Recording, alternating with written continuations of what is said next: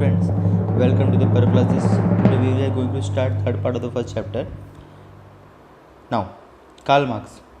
अभी Karl Marx कौन थे? कार्ल मार्क्स इन्होंने हिस्ट्री में सोचने का तरीका अलग चेंज किया उन्होंने, ठीक है. हिस्ट्री लिखने का तरीका थोड़ा अलग चेंज किया उन्होंने, थोड़ा और डीप में गए. अब क्या डीप में गए इनके पढ़ के मालूम पड़ेगा इसके अंदर, ठीक है. He was born in 1818 and died in 1883. In the later half of the 19th century, a new school of thought arose keeping in view the new thesis formulating by Karl Marx. Now, what do you mean by new school? School मतलब ये नहीं कि कोई नया school खुला, नहीं. मतलब ऐसा कि एक ही विचारधारा वाले लोग, वैसा उसको हम लोग स्कूल बोलते हैं हिस्ट्री लैंग्वेज में. एक ही विचारधारा के लोग, ठीक है, जो सोचते की तरह एक ही तरीके से, उनको बोलते हैं. इनको एक नया स्कूल फॉर्म, मतलब बहुत लोग आए साथ में, ठीक है, इसलिए बोला school. Of third arising keep in view the new thesis formatting by Karl Marx. According to Karl Marx, history was not about abstract ideas, but also about living people. ठीक है. Human relationship are shaped by the fundamental needs of people and the ownership as well as nature of the prevalent means of production to meet those needs. The accessibility of this means to different strata of the society may not be equal. This inequality causes a division of the society into the class. अभी कैसा होता है, हम पहले कैसा होता था, पहले इंसान को क्लास वाइज डिवाइड किया करता था ना, तो नीची जात का, मैं ऊंची जात का, राइट, ऐसे डिस्क्रिमिनेट किया जाता था. तो हर एक का नीड्स सेटिस्फाई नहीं होता था, समझ रहा है. हर एक का नीड्स इक्वली सेटिस्फाइड नहीं होता था. जो वहाँ के रिच क्लास पीपल थे उनको सब चीज़ें ईजिली मिल जाती थी, ईजिली उनके नीड्स सेटिस्फाई होते. लेकिन जो लोअर क्लास पीपल थे उनको ये चीज़ें बहुत ईजिली नहीं मिलती थी, राइट. डिस्क्रिमिनेशन होना शुरू हुआ. तो उन्होंने बोला कि ये भी हमारी हिस्ट्री में इंक्लूड करना चाहिए.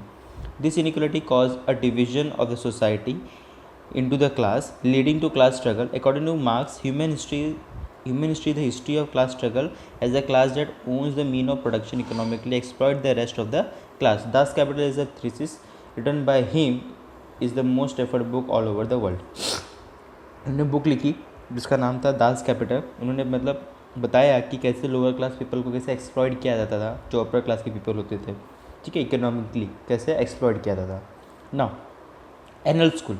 Now what you mean by anal school? Anal school तो हमारा वही कि एक ही विचारधारा के लोग, इसको क्या बोलते हैं हम लोग, स्कूल. मतलब जो एक जैसा सोचते हो, जिनका सोचने का तरीका एक जैसा हो, ठीक है, उसको हम ग्रुप बनाते हो. ग्रुप को हम बोलते हैं schools, anal schools, right. At the onest of the 20th century, a new school was historiographer arose in France, which is known as Annal School. ये बहुत से हिस्टोरियन साथ में आए, ठीक है, नए विचार 20th सेंचुरी में नए विचारधारा के लोग, ठीक है. उसको नाम क्या दिया गया? Anal school. कहाँ पे हुआ ये? फ्रांस में हुआ. Annal schools gave a new direction to the history writing. It was recognized how the history is not only about the political events, kings, great leaders, accordingly political diplomacy and wars, but also about the climate, local people, agriculture, trade, technology, means of communication, social division, and their collective psychology, etc. In the historical time, the Annal School was started by French historian. अब उन्होंने क्या बोला कि history तुम्हारा सिर्फ वो नहीं है कि वो कौन कौन से पास्ट इवेंट हुए, किंग कौन से पास्ट में थे, कितने ग्रेट लीडर्स थे, ठीक है, वो पर्टिकुलरली कैसा चीज़ें था वहाँ पे.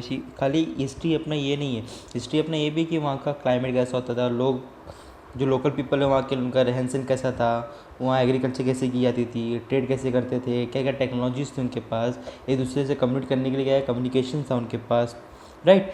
कैसा सोशल डिवीजन था उनके अंदर, मतलब कैसा कैसा कास्ट को डिवाइड किया गया था. तो वो सब चीज़ें अपने को पढ़ना बहुत ज़रूरी है, ये भी अपने को हिस्ट्री में ऐड करना ज़रूरी है. सब एनल स्कूल के हिस्टोरियन ने किया चीज़. नाउ फर्दर, हाँ, feminist historiography. Now what you mean by feminist historiography? Female point of view से सोचना, राइट, इसको बोलते हैं फेमिनिस्ट हिस्टोग्राफी. नाउ पढ़ लेते हैं डिटेल में क्या है. Feminist historiography means the restructuring of the history from the perspective of women के बारे में सोच के हिस्ट्री लिखना. The writing of Simone de Beauvoir help in establishing the fundamental of feminism. She was French, नाम था उनका, Simone de Beauvoir. The feminist historiography emphasized not only on the inclusion of women in history but also on the rethinking of the male dominated perspective of history. अब यहाँ पे क्या बोला इन्होंने कि खाली वुमेन का नाम ऐड करके, वुमेन के बारे में थोड़ा सा लिख के खाली हिस्ट्री उतना सीमित नहीं रखना है, अपने को उस पर भी थोड़ा सोचना पड़ेगा कि कैसे मेल डोमिनेट करते थे वुमेन पे, राइट। वो सब चीज़ें अपने को भी लिखना बहुत ज़रूरी है, हिस्ट्री में इंक्लूड करना बहुत ज़रूरी है। He drove historical research to focus in depth on various aspects of women life, such as their employment, their role in the trade union institution, working for their causes, their families, life, etc. तो बहुत से historical research focus किया गया कि उनका lifestyle कैसा था, वो लोग एम्प्लॉयमेंट, मतलब एम्प्लॉयमेंट उनको क्या क्या एम्प्लॉयमेंट थी, राइट, उनको काम करने मिलता था कि नहीं मिलता था, सब चीज़ें वहाँ पे, उनको एजुकेशन मिलता था नहीं मिलता था, ठीक है। तो बहुत चीज़ें अपने को वुमेन के बारे में इन डेप्थ पढ़ना बहुत स्टार्ट करना पड़ा। In the historical writing after 1990s women were portrayed at the independent social classes.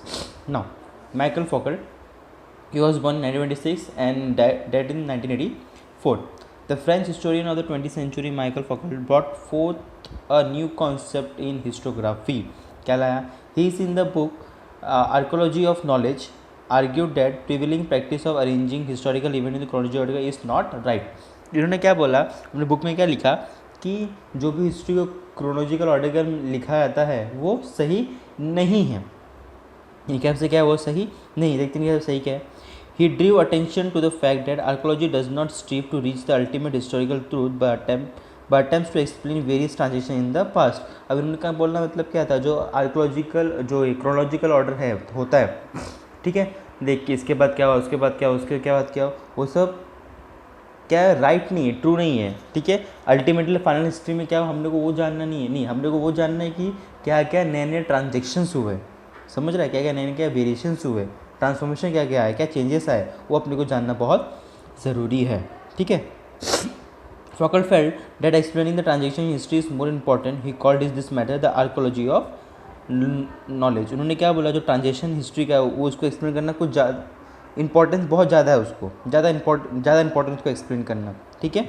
तो उनको मेथड क्या नाम दिया, the archaeological of knowledge. Foucault subjected the so for unacknowledged area by historians such as psychological disorder, science of medicine, Persian administration, मतलब ये सब चीज़ें knowledge में लाई उन्होंने जो हिस्टोरियन के नॉलेज में नहीं थी। Psychological disorder, science of medicine, Persian administration, मतलब वहाँ पे कैदी कैसे एडमिनिस्ट्रेट किया जाता था वगैरह वगैरह सब चीज़ें। To historical analysis, thus the scope of historiography kept continuously expanding. Writing of histories of various subjects like literature, architecture, sculpture, drawing and painting, music, drama, dance, films and television etc. came into practice. ये सब तुम्हारी history, ये सब चीज़ें लाना शुरू हो गया, इससे प्रैक्टिस में आना शुरू हो गया, राइट। ये था अपना हिस्ट्री का फर्स्ट चैप्टर जो आज ख़त्म हो गया, राइट। तुमको मैंने पहले ही बोला था कि तुमको सबके date of birth, date of death तुमको रिकॉर्ड करके रखनी है कि हिस्टोरियन ने क्या क्या बुक्स लिखी है, तुमको रिकॉर्ड करके रखनी है, राइट। अभी आगे फर्दर मैं वीडियो बनाऊंगा आगे चैप्टर में, ठीक है। होप सो तुमको बहुत जल्दी वीडियो देखने मिलेगा आगे चैप्टर में। फर्स्ट चैप्टर हमारा क्लियर हो गया। कुछ भी तुमको डाउट होता है चैप्टर को लेके तुम अपने कमेंट सेक्शन में मुझसे पूछ सकते हो। जो पर्सनली आता है वो मुझे भाई पर्सनली मैसेज करके वो मुझसे पूछ सकता है, राइट। और जिसने अभी तक मेरा चैनल सब्सक्राइब लाइक नहीं किया है वो लाइक करे, शेयर करे उसको, ठीक है। नॉलेज सबको स्प्रेड करे, ठीक है, सबको इसका बेनिफिट मिले, राइट। चलो मेरे पेज को लाइक शेयर सब्सक्राइब करें। Thank you.